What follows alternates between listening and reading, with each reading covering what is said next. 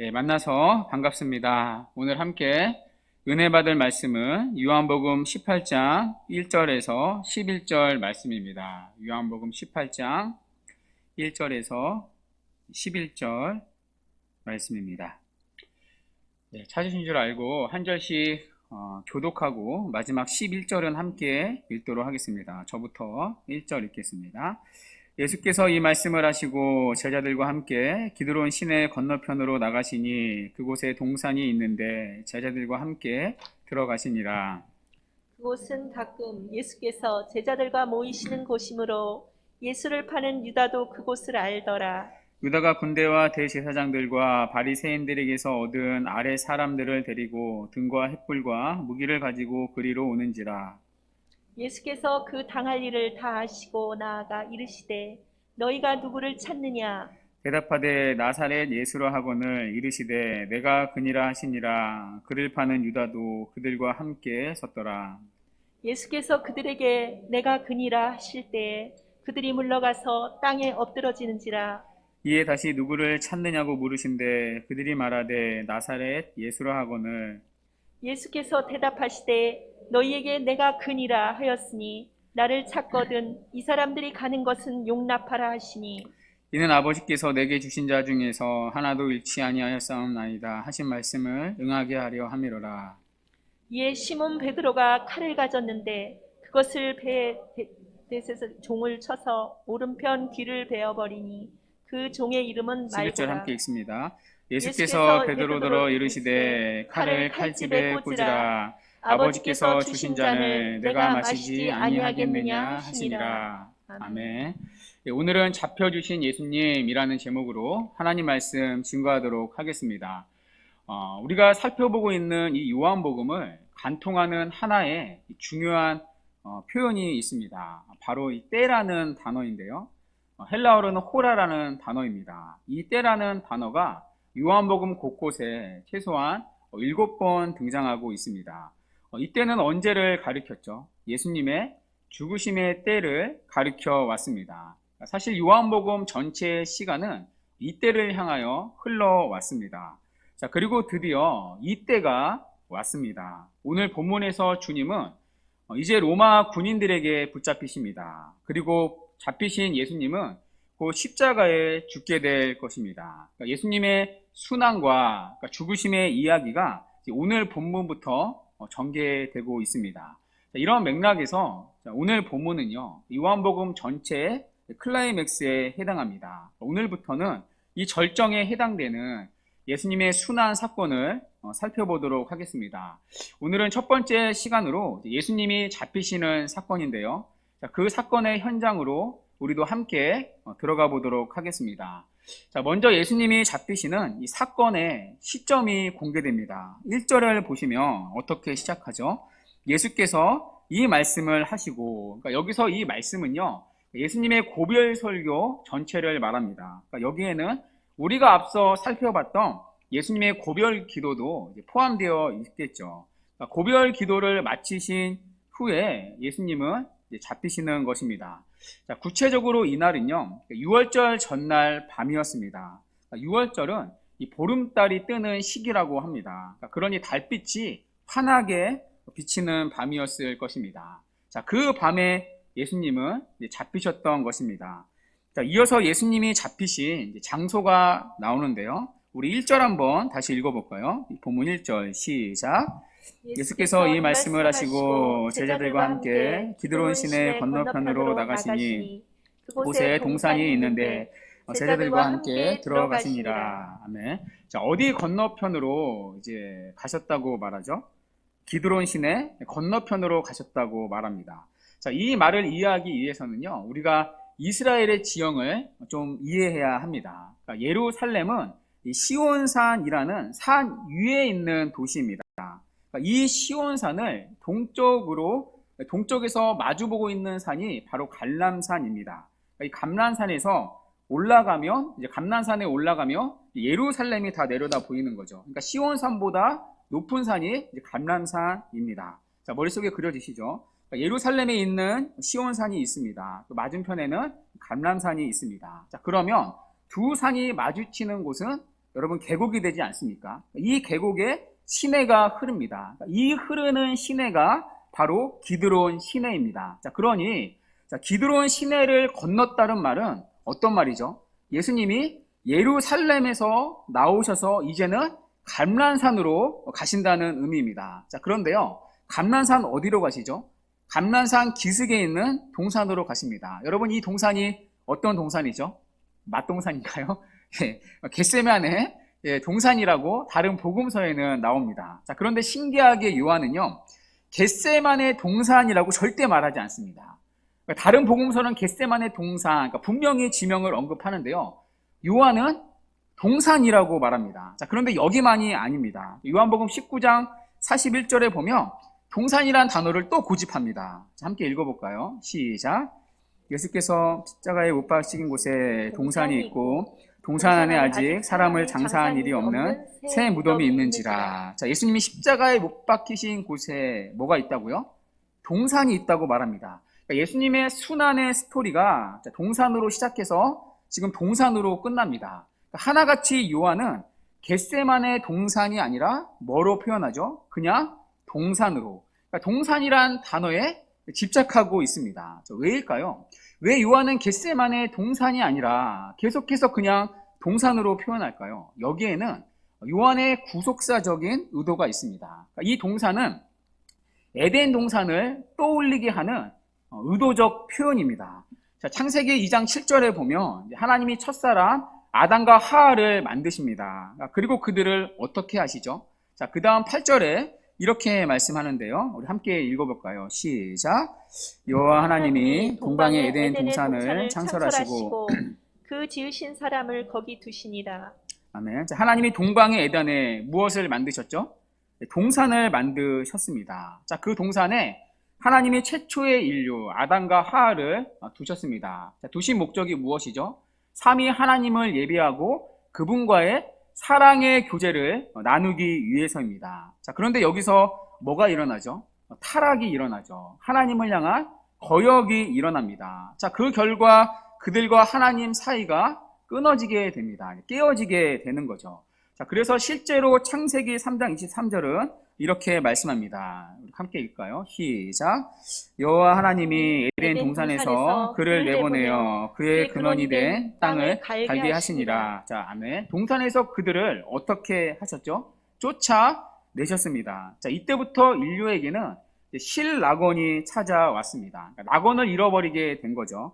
자, 이때부터 하나님을 잃어버린 인간에게는 결핍과 허무와 불안과 죽음이 찾아옵니다. 이것이 하나님과 단절된 모든 인간의 근원적인 문제입니다. 자, 그런데 오늘 본문에 보면 예수님이 어디로 들어가시죠? 동산에 들어가고 계십니다. 창세기 3장의 동산이 여기서 다시 등장합니다. 그러니까 오늘 본문의 동산은 에덴 동산을 상징하는, 그러니까 인류가 범죄에서 쫓겨난 그 동산을 상징하는 의도적 표현입니다. 자, 그렇다면 예수님이 동산으로 들어가시는 이 그림은 무엇이죠? 인간이 잃어버린 이 낙원, 동산을 회복하는 분이 바로 예수 그리스도라는 것입니다. 자, 그래서 1절에 보면 예수님이 누구와 함께 이 동산에 들어가고 계시죠? 혼자 들어가시지 않고 제자들과 함께 들어가고 계십니다. 그러니까 예수님과 함께가 아니라면 이 동산에 들어갈 수 없다는 것입니다. 오직 예수님의 공로로만, 그러니까 우리의 스스로의 공로와 노력으로는 이 쫓겨난 동산에 들어갈 수 없다는 것입니다. 오직 예수님의 십자가 대속의 공로로만 이 동산에 우리는 다시 들어갈 수 있습니다. 이 일을 위해 예수님이 이 땅에 오셨던 것입니다. 여러분 이해가 되시나요? 자, 첫 번째 아담의 죄로 모든 인간은 동산에서 쫓겨나게 되었습니다. 자, 그러나 두 번째 아담, 마지막 아담이신 예수님으로 인해 이 동산이 우리에게 회복되는 것입니다. 자, 그래서 여러분 요한계시록에 보면 예수를 믿는 성도가 들어갈 새 하늘과 새 땅을 어떠한 그림으로 묘사하죠? 바로 에덴 동산으로 묘사합니다. 자, 요한계시록 22장 우리 2절만 한 구절만 읽어볼까요? 시작. 길 가운데로 흐르더라. 강 좌우에 생명나무가 있어 12가지 열매를 맺되 달마다 그 열매를 맺고 그 나무 잎사귀들은 망국을 치료하기 위하여 있더라. 아멘. 자, 새하늘과 새 땅을 묘사하는 장면이죠. 강 좌우에 뭐가 있다고 말하죠? 생명나무. 여러분, 이 생명나무는 원래 어디에 있었던 나무였죠? 에덴 동산에 있었던 나무였죠. 그러니까 새 하늘과 새 땅을 완성된 에덴 동산으로 설명하는 것입니다. 자, 이 동산에 우리를 다시 들여보내기 위해 예수님이 이 땅에 오셨던 것입니다. 그래서 앞으로 보겠지만 요한복음에서 부활한 예수님을 마리아가 뭐라고 말하죠? 동산직이라고 그렇게 말을 하지 않습니까? 그 일을 위해 예수님이 지금 십자가에 죽기 위해 잡히시는 것입니다. 자, 그래서 3절부터는 예수님이 잡히시는 내용이 기록되어 있습니다. 자, 그런데 오늘 예수님이 이 잡히시는 기록에서 우리는 독특한 요한의 관점 하나를 발견할 수 있습니다. 여러분 혹시 무엇인지 아시나요? 자, 성경책에 보면 18장 위에 조그만 글씨로 단락의 소 제목이 달려 있습니다. 자, 여러분 뭐라고 적혀 있죠? 여러분 성경책을 보시면 뭐라고 적혀 있죠? 잡히시다로 적혀 있습니다. 자, 그러나 요한의 관점은요, 잡히시다가 아닙니다. 요한의 관점은 잡혀주시다입니다. 그러니까 수동적인 잡히심이 아니라 능동적으로 잡혀주심입니다. 자, 그것을 우리는 본문에서 확인할 수 있는데요. 자, 먼저 2절을 한번 보십시오. 우리 2절 함께 읽도록 하겠습니다. 본문 2절 시작. 그곳은 가끔 예수께서 제자들과 모이시는 곳이므로 예수를 파는 유다도 그곳을 알더라. 아멘. 여기 그곳은 예수님이 들어가신 겟세마네 동산을 이제 말하겠죠. 자, 그런데 이곳을 누구도 안다고요? 예수를 파는 유다도 아는 곳이라 말합니다. 여러분 생각해 보십시오. 예수님은 유다가 자신을 팔 거라는 사실을 이미 아셨습니다. 자, 그러면 예수님은 적어도 유다가 자신을 찾을 수 있는 장소로는 가시면 안 됩니다. 예수님은 얼마든지 다른 곳으로 갈 수도 있었습니다. 자, 그러면 유다는 예수님을 찾기가 쉽지 않았을 것입니다. 자, 그러나 예수님은 마치 유다가 자신을 잡으러 오기를 원하는 것처럼 유다가 아는 곳으로 지금 일부러 들어가 계십니다. 지금 예수님은 숨기 위해 이곳으로 오신 것이 아니라 일부러 잡히시기 위해 이곳으로 오셨다는 것입니다. 자, 그러므로 예수님은 지금 몰라서 잡히신 게 아닙니다. 멋모르고 가셨다가 기습적으로 당하신 게 아닙니다. 그래서 4절을 보십시오. 예수께서 그 당할 일을 아시고라고 기록하고 있습니다. 자, 사람들의 관점에서 보면 예수님은 멋모르고 가셨다가 그날 밤 기습을 당한 것처럼 보입니다. 자, 그러나 영적인 관점에서 보면 예수님의 체포와 죽으심은 돌발적으로 일어난 일이 결코 아니라는 것입니다. 오히려 예수님은 자신이 당할 모든 일을 분명히 아셨습니다. 아심에도 불구하고 그곳으로 가십니다. 마치 유다가 올 것을 아시고 미리 와서 지금 유다를 기다리고 계십니다. 그러므로 예수님은 잡히신 게 아니라 잡혀주신 것입니다. 스스로 자신을 내어주신 것입니다. 자, 이뿐만이 아닙니다.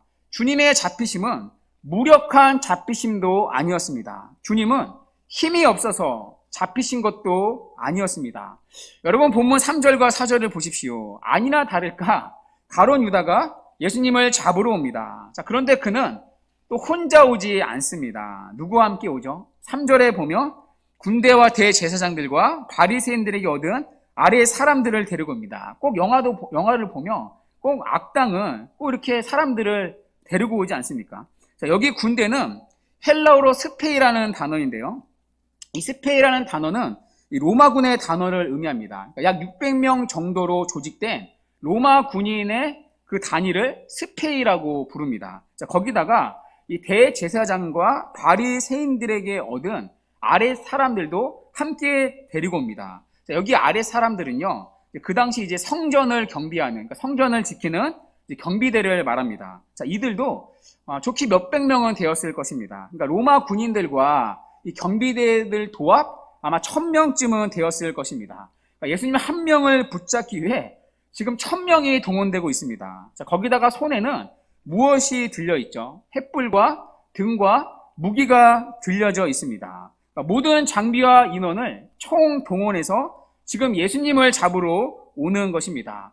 자, 아마 이들은 예수님과 제자들이 극렬하게 정할 거라 생각했던 것 같습니다.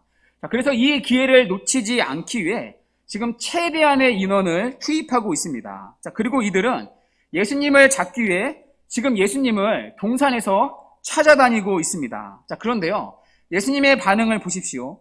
예수님은 그들이 자신을 찾아내기까지 기다리지 않으시고 오히려 그들을 찾아가서 직접 맞이하고 계십니다.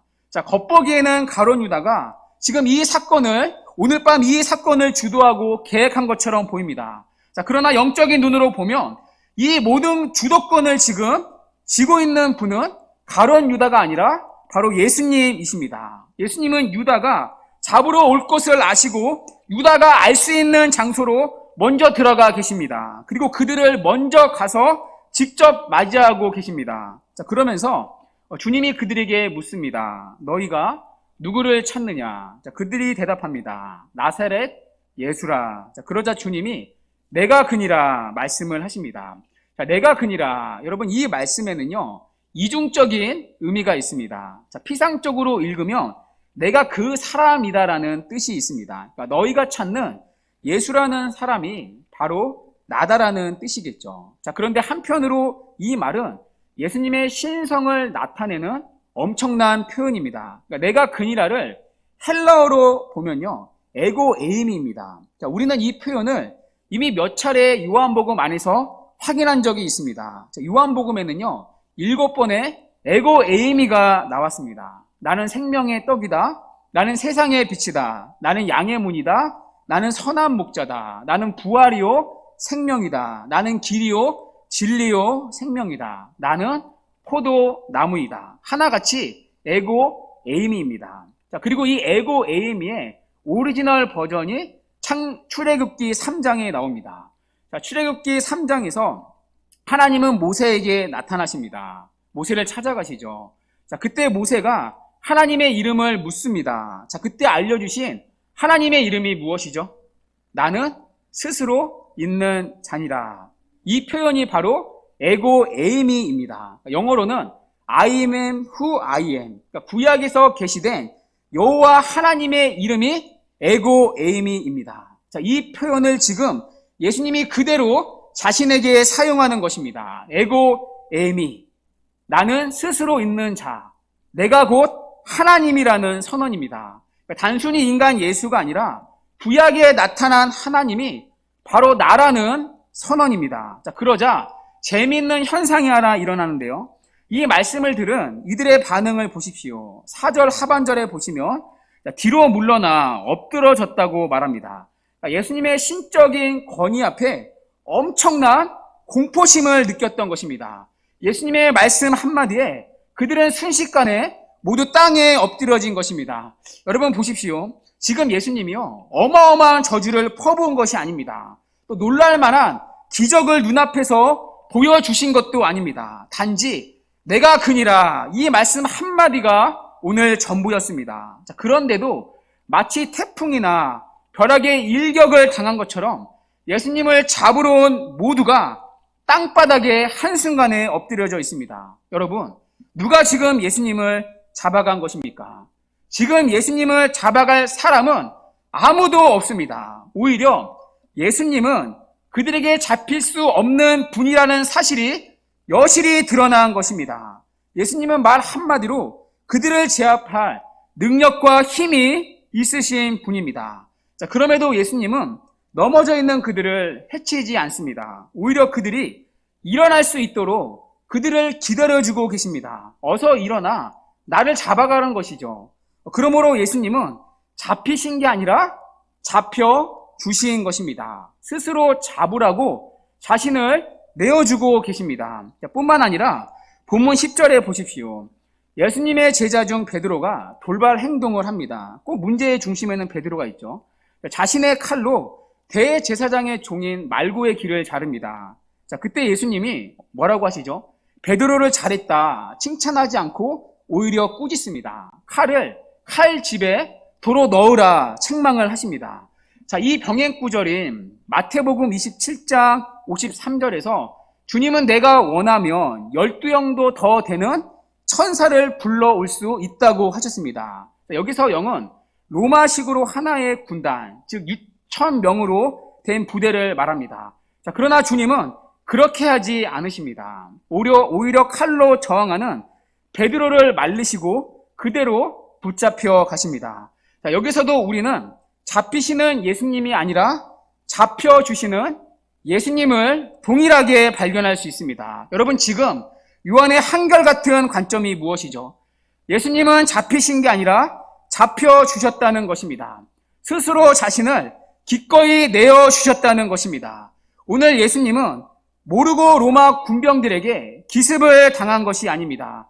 유다의 배신으로 인해 불쌍하게 잡히신 것도 아닙니다.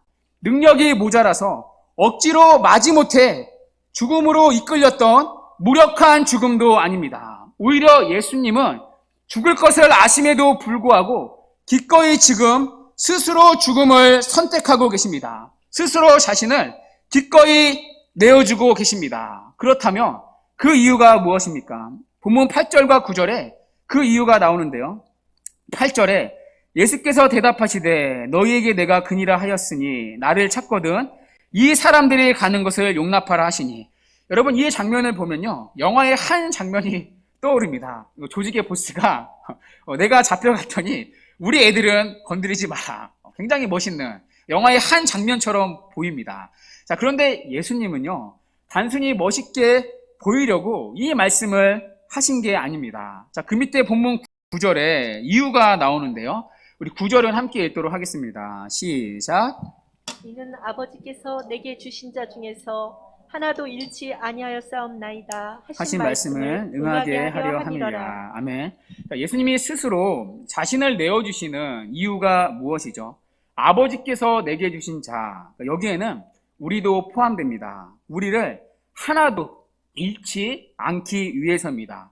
우리를 구원하기 위해 예수님 스스로 목숨을 기꺼이 내어주신 것입니다. 그것을 주님은 11절에서 아버지의 잔을 마셔야 한다라는 표현을 하십니다. 아버지의 잔은요, 하나님의 심판의 잔입니다. 죄에 대한 하나님의 진노의 잔입니다. 이 잔은 하나님 앞에 범죄한 우리가 마셔야 할 잔입니다. 그 잔을 주님이 대신 마시기 위해 주님은 스스로 자신을 내어준다는 의미입니다. 자, 그래서 우리는 이 장면에서 우리를 향한 예수님의 사랑을 다시 한번 만날 수 있습니다. 자, 앞서 주님은 요한복음 10장 14절에서 말씀하신 적이 있습니다. 나는 선한 목자라. 나는 양을 위해 내 목숨을 버리노라. 내가 내 목숨을 버리는 것은 그것을 내가 다시 얻기 위함이니 이로 말미암아 아버지께서 나를 사랑하시느니라. 자, 이 말씀 그대로 주님은 우리를 위해, 선한 목자이신 주님은 우리를 위해 목숨을 기꺼이 버리십니다. 또 주님은 요한복음 13장 1절에서 말씀을 하셨습니다. 세상에 있는 자기 사람들을 사랑하시되 끝까지 사랑하시니라. 자, 이 끝까지의 사랑이 오늘 예수님의 걸음을 움직인 것입니다. 오늘 예수님은 실수로 로마 군병들에게 붙잡힌 것이 아닙니다. 능력이 모자라서 십자가에 못 박히신 것도 아닙니다. 억지로 마지못해 그들에게 붙잡혀 간 것도 아닙니다. 예수님은 우리를 위해 스스로 십자가를 지셨던 것입니다. 우리를 하나도 잃어버리지 않기 위해 당신의 목숨을 스스로 잃어버린 것입니다. 그러므로 예수님을 십자가에 매다른 것은 로마 군인과 유대 당국이 아니었습니다. 예수님을 배신한 가룟 유다도 아니었습니다. 예수님을 십자가에 매다른 것은 저와 여러분을 향한 예수님의 사랑이었습니다. 이것을 오늘 요한은 우리에게 알려주고 싶었던 것입니다. 자, 그래서 오늘 본문에 보면 독특한 특징이 하나 있는데요. 지금 요한은 겟세마네 동산에서 일어나는 일을 기록하고 있습니다. 자, 그런데 이 장면에서 삭제된 하나의 장면이 있습니다. 여러분, 무엇인지 아시나요? 예수님의 겟세마네 동산의 기도가 여러분 오늘 본문에는 없습니다. 아버지여, 만일 아버지의 뜻이거든 이 잔을 내게서 옮기시옵소서. 그러나 내 원대로 마시옵고 아버지의 원대로 되기를 원하나이다. 이 예수님의 겟세마네 동산의 기도가 다른 모든 복음서에는 전부 다 기록되어 있습니다. 그러나 오늘 본문 어디에도, 겟세마네 장면 어디에도 이 기도가 기록되어 있지 않습니다. 왜일까요? 요한이 발견한 예수님의 십자가는 고통의 십자가가 아니라 우리를 향한 사랑의 십자가였기 때문입니다. 피해야 할 십자가가 아니라 우리를 위해 기쁨으로 지시는 사랑의 십자가였기 때문입니다. 그런데요, 여러분, 그런 사랑을 받은 우리가 대체 누구입니까? 이런 사랑을 받는 오늘 제자들이 대체 어떤 자들입니까? 우리가 읽지 않았지만 오늘 본문 앞뒤로 보면요, 흥미로운 구도가 하나 있습니다. 이 예수님의 잃어버리지 않는 사랑을 감싸고 있는 두 인물이 지금 대치되어 나옵니다. 바로 가룟 유다와 베드로인데요. 먼저 오늘 본문에는 가룟 유다가 나옵니다. 그러니까 유다는 오늘 본문의 표현을 빌리자면 아버지께서 예수님께 주신 자가 아닙니다. 그는 곧 있으면 멸망당할 자입니다. 자, 반대로 베드로는 아버지께서 내게 주신 자, 예수님께 주신 자입니다. 예수님은 이 베드로를 잃지 않기 위해 십자가에 스스로 내어 주셨던 것입니다. 자, 그런데 여러분, 이 유다와 베드로의 차이가 하나도 없습니다. 여러분, 뒤에 나오는 베드로의 모습을 보십시오. 유다와 차이가 전혀 없습니다. 17절을 보시면 이것을 확인할 수 있는데요. 우리 그 밑에 17절 우리 한번 같이 읽도록 하겠습니다. 17절 시작. 문 지키는 요정이 베드로에게 말하되 너도 이 사람의 제자 중 하나가 아니냐 하니 그가 말하되 나는 아니라 하고. 아멘. 여러분, 오늘 원래 이 구절은요, 오늘 본문에 포함되어 있지 않는 구절입니다. 자, 그럼에도 제가 이 구절을 읽는 것은요, 제가 묵상을 하다가 눈에 띈 하나의 표현이 있었기 때문입니다. 오늘 이 사랑을 풀 수 있는, 예수님의 사랑을 풀 수 있는 키워드가 여기에 있기 때문이에요. 여러분, 이 구절에서 눈에 띄는 표현이 하나 있습니다. 뭘까요? 여러분? 나는 아니라입니다. 예수님이 잡혔을 때 요정이 베드로에게 묻습니다. 너도 이 사람의 제자 중 하나가 아니냐? 베드로가 뭐라고 말하죠? 나는 아니라. 여러분, 오늘 예수님의 대답과 베드로의 대답이 극명하게 대조되지 않습니까? 주님은 내가 그니라 라고 말씀을 하셨습니다. 그러나 베드로는 나는 아니라 라고 말합니다. 주님은 우리를 살리기 위해 내가 그니라 라고 자신을 내어 주셨습니다. 그러나 베드로는 자신이 살기 위해 예수님을 부인하고 있습니다. 나는 아니라. 그러니까 내가 그니라와 나는 아니라. 여러분, 한눈에 비교되지 않습니까? 여러분, 또 베드로의 모습에서 우리가 주목해야 할 표현이 있습니다. 자, 그 밑에 18절인데요. 우리 18절 함께 읽도록 하겠습니다. 시작. 내가 추운 고로 종과 아랫 사람들이 불을 피우고 서서 쬐니 베드로도 함께 서서 쬐더라. 자, 예수님이 잡히신 그날은 날씨가 추웠던 것 같습니다. 자, 그래서 대제사장의 종과 아랫 사람들이 불을 피우고 있습니다. 자, 그때 베드로도 함께 서서 불을 쬐었다고 말합니다. 그들과 함께 서서. 자, 그런데 여러분, 이 베드로의 장면에서 오버랩되는 오늘 본문의 장면이 하나 있습니다. 바로 오늘 예수님을 팔았던 유다의 모습입니다. 오늘 본문 5절인데요. 우리 5절로 돌아가서 함께 읽도록 하겠습니다. 시작. 대답하되 나사렛 예수라 하거늘 이르시되 내가 그니라 하시니라. 그를 파는 유다도 그들과 함께 섰더라. 아멘. 여러분, 보이시나요? 유다도 그들과 함께 섰더라. 여기서 그들은 예수를 잡으러 온 로마의 군병과 유대 병력을 말합니다. 예수를 대적하는 자들입니다. 예수를 대적하는 자들과 지금 유다가 함께 서 있습니다. 예수님 편이 아니라 세상의 편에 유다가 지금 함께 서 있습니다. 자, 그런데 예수님이 잡히신 후에 베드로의 모습을 보십시오. 나는 아니라. 예수님을 부인한 베드로의 이후의 모습이 본문 18절에 뭐라고 적혀 있죠? 베드로도 함께 서서 불을 쬐더라 라고 말합니다. 그러니까 베드로 역시 예수님 편이 아니라 그들과 함께 서서 불을 쬐고 있습니다. 여러분, 지금 성경의 의도가 보이십니까? 베드로와 유다가 다른 것이 하나도 없다는 것입니다. 그렇다면 우리와 베드로가 다른 것이 무엇이 있습니까? 우리 역시 베드로처럼 나는 아니라 이 말을 수없이 하며 살지는 않습니까? 자신의 안위를 위해 나는 아니라 예수님을 부인하며 살 때가 참 많이 있지는 않습니까? 때로는 직장에서, 때로는 동네 이웃에게, 때로는 부모 형제에게, 수많은 삶의 현장에서 나는 아니라 여러분 얼마나 많이 있습니까? 제가 하나님을 만나고 나서 처음 인생에서 시작한 것들이 많이 있었습니다. 그 중에 하나가 식기도였는데요. 그전에는 밥 먹을 때 기도하고 먹은 적이 없었습니다. 다 예수를 믿지 않는 가정이니까요. 자, 그런데 이제는 식기도를 해야 했습니다. 그런데 혼자 밥 먹을 때는 전혀 곤란하지 않았습니다. 자, 그런데 이 다 같이 있는 자리에서 하려니까요. 용기가 나지 않더라고요. 특별히 이 가족들 앞에서는 보란듯이 못하겠더라고요. 20년 넘게 하지 않았던 식기도를 저 혼자 이렇게 하려고 하니까 너무 어색하기도 하고 솔직히 눈치가 보이더라고요. 또 친구들 앞에서도 갑자기 하려니까 쉽지 않더라고요. 그래도 하긴 해야 되지 않습니까? 그래서 일명 광탈 기도라고요. 이 빛보다 빠른 속도로 기도를 했습니다. 그러니까 안 하는 척 기도하는 거죠. 제가 이렇게 밥 먹을 때 유심히 보니까 타이밍을 잡으려고 보니까 보통 숟가락을 집을 때 고개를 숙이면서 이렇게 숟가락을 잡더라고요. 그때 저도 같이 고개를 숙이면서 숟가락 잡는 척 하면서 눈을 감고 기도합니다. 그리고 바로 눈 뜨면서 숟가락을 잡고 아무렇지 않은 척 고개를 들고 밥을 먹는 거죠. 한동안 그랬던 적이 있습니다. 나는 아니라 이 기도여죠. 내가 그니라가 아니라 나는 아니라. 나는 아니라 제일 많이 했던 때가 목사로서 부르심을 받았을 때입니다.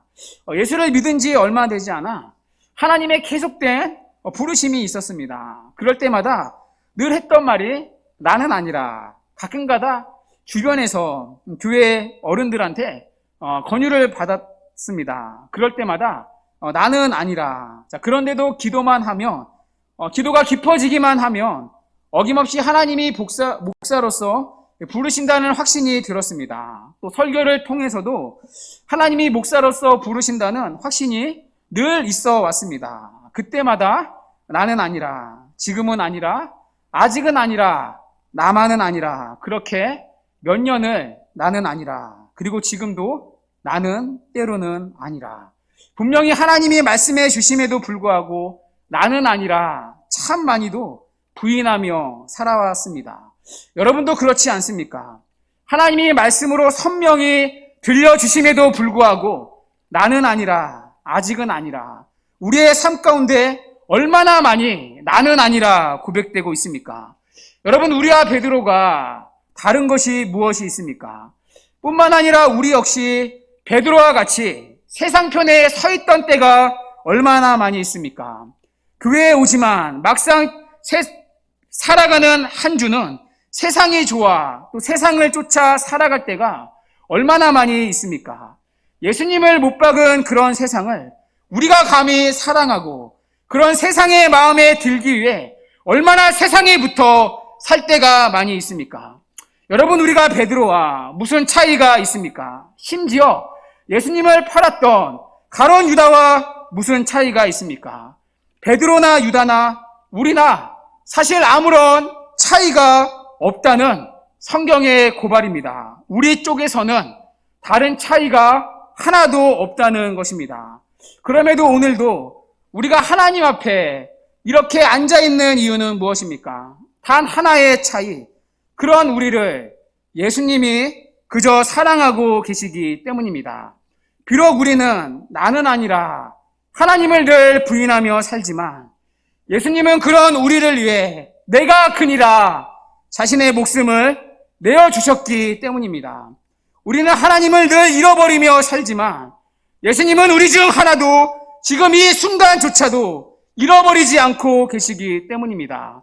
우리를 잃어버리지 않기 위해 스스로 목숨을 기꺼이 내어주실 뿐만 아니라 지금도 우리를 잃어버리지 않기 위해 주님은 하늘보좌 우편에서 우리를 위해 중보기도 하고 계십니다. 그 중보자 되시는 그리스도의 사랑으로 인해 오늘도 우리는 그분 앞에 잃어버림 당하지 아니하고 우리의 이름이 지워지지 아니하고 이 자리에 있게 된 것입니다. 그리고 훗날 우리의 육신의 생명을 잃어버리는 날이 올지라도 우리는 결코 그 순간에도 잃어버린 바 당하지 아니하고 예수가 허락한 완성된 에덴 동산, 새 하늘과 새 땅에 예수와 함께 들어갈 것입니다. 예수를 믿는 우리 중 누구 한 사람도 구주의 값없는 십자가 대속의 공로와 그분의 은혜와 한없는 사랑으로 결코 잃어버림 당하지 않게 될 것입니다. 여러분, 여기에 오늘 하루도 우리가 이 땅을 살아가는 삶의 근거가 놓여져 있습니다. 아니, 평생을 주 안에 살아가는 삶의 근거가 있습니다. 나를 잃어버리지 않기 위해 스스로 목숨을 잃어버린 예수님, 나 한 사람 얻기 위해 스스로 십자가의 길을 홀로 선택하신 예수님, 그리고 그 길을 고통이 아니라 말할 수 없는 기쁨으로 여기신 예수님, 나는 아니라 늘 부인하는 우리를 위해 내가 그니라 자신의 목숨을 내어주신 예수님, 그 예수님의 사랑에 오늘도 우리가 살아갈 삶의 기초와 근거가 놓여져 있습니다. 이 예수님의 사랑이 오늘도 내 삶의 근거요, 내 삶의 의미요, 내가 이 땅을 살아가는 내 삶의 전부입니다. 주 안에 사랑하는 여러분, 이 그리스도의 사랑 다시금 회복되고 고백되는 은혜가 있기를 바랍니다. 그래서 새롭게 시작되는 한 주, 우리가 살아가는 삶의 근거와 기초가 이 예수님의 사랑 위에 세워지고 한 주도 이 예수의 사랑 안에 주님을 사랑하며 살아가는 이 귀한 은혜가 우리 모두에게 있기를 주님의 이름으로 간절히 축원합니다. 아멘.